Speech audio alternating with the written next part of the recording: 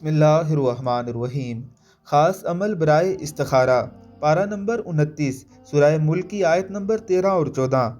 وَأَسِرُّوا قَوْلَكُمْ أَوِ اجْهَرُوا بِهِ إِنَّهُ عَلِيمٌ بِذَاتِ الصُّدُورِ أَلَا يَعْلَمُ مَنْ خَلَقَ وَهُوَ اللَّطِيفُ الْخَبِيرُ۔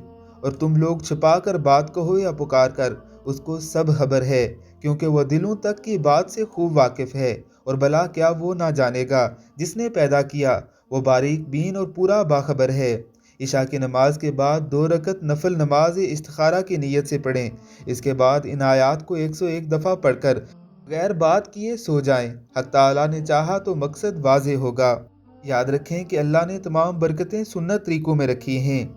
اس دعائے مبارکہ کے ساتھ ایک بار دعائے استخارہ جو مسنون ہے وہ بھی پڑھ لی جائے تو رحمتیں ہی رحمتیں اور برکتیں ہی برکتیں ہو جائیں گی۔ آپ کو سنت ادا کرنے کا ثواب بھی ملے گا اور مقصد بھی خواب کی صورت میں دکھا دیا جائے گا۔